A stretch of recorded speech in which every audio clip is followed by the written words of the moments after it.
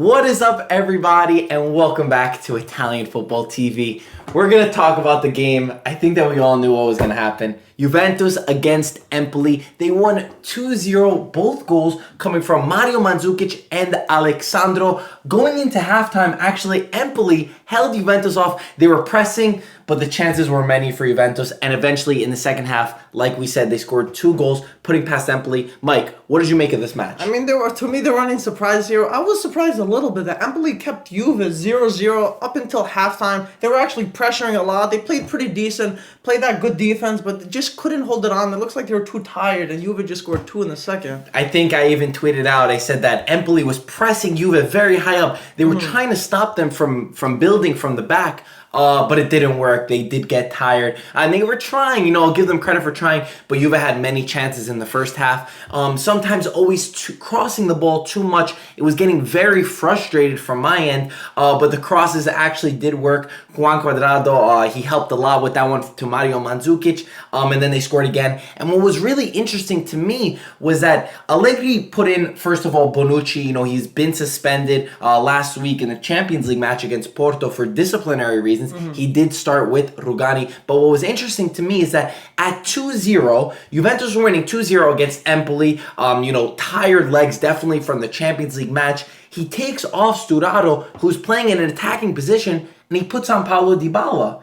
Allegri wasn't happy with just 2-0. Yeah, he kept going. What does that say about the team spirit, the never-ending attacking of that? I don't know. That really caught my eye. I don't know if you thought the same thing. He want to bring in more attack for sure. Instead of defending the league, I guess he want to put on the show at the Juventus stadium. Nothing wrong with that. It was against Empoli, so I guess he wasn't as scared if they were playing like a Roma or Napoli or something like that. Yeah, and Juve, the defense was great. I thought Rugani had a great match. Alessandro, he has consistently been Juventus's best player. I mean, he tears up that left side like nobody's business.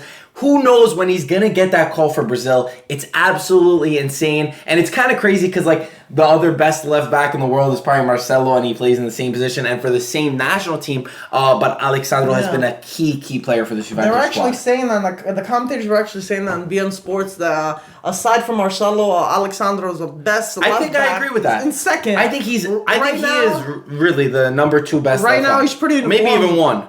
I don't know about 1 part. Marcelo's pretty good player, but younger. in form, Alessandro right now he's on fire. He did good in the Champions League. Now he's doing good in the league. He's just going back to back. I think what made this performance even bigger was Napoli's loss that we're going to talk about in our next video.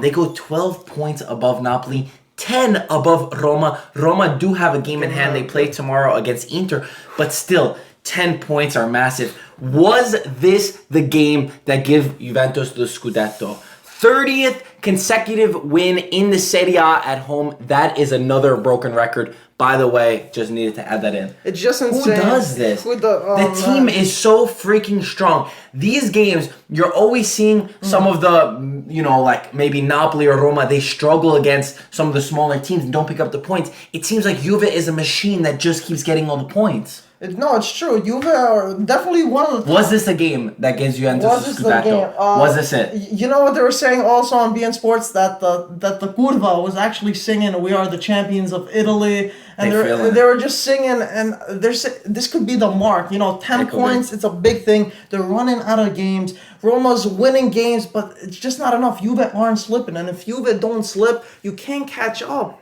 And at the end of the day, Juve are doing great. They're doing great in Europe. They're doing good in Serie A. They're really gelling together. So to me, I feel like this league is wrapped up for them. It's going for their next consecutive league. I think something absolutely extraordinary needs to happen for every other team. Juventus really need to completely crumble. Seriously. Losing 3 games, they don't even lose 3 games in the season. It's hard for them to do that. But to lose it now, the only thing I could see is maybe if they keep going further in the Champions League and they get tired feet. But I just feel like Roma and Napoli, they're not strong enough in their core, in their bench, in all aspects, all around to beat this Juventus squad. Yes, it still is early, but again, we're talking about that 10-point lead and 30 wins at home. It is an absolute fortress. Since switching to the 4-2-3-1 formation, this stat is thanks to JuveSC.com. Rob from there. Thank you for this one. They've won against Lazio 2-0, against Milan 2-1, Sassuolo 2-0, Inter 1-0, Cagliari 2-0, Palermo 4-1, Porto 2-0, and now Empoli 2-0. Those are some really important games.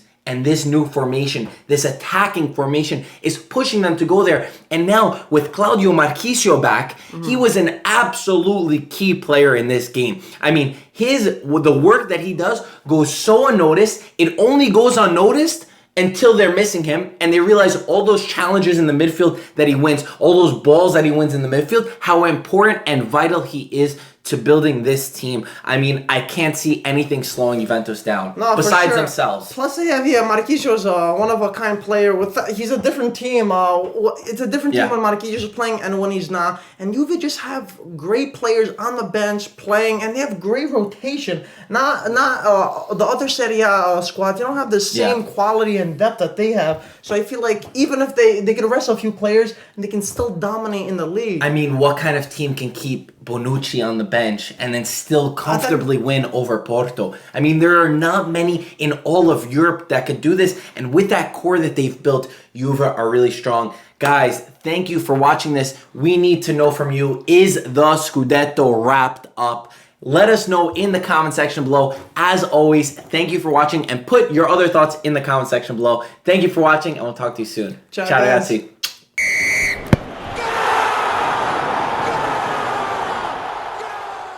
Some guy stopped me. He goes, yo, where'd you get that? I was like, yo, the hat? And he goes, nah, bro, the sweater. He's like, that's a sick sweater. I was like, yo, how about the hat? He's like, nah, man, I don't like the hat. Are you serious? Yeah. You tell me this is hilarious. And then he's like, yo, where'd you get it? I was like, Zara. He's like, okay. I was like, bro, you really don't like the hat? He's like, it's not a bad hat. He's like, but I don't know what it says. And I was like, yo, I mean, he's never give up. He's like, oh, it's pretty dope.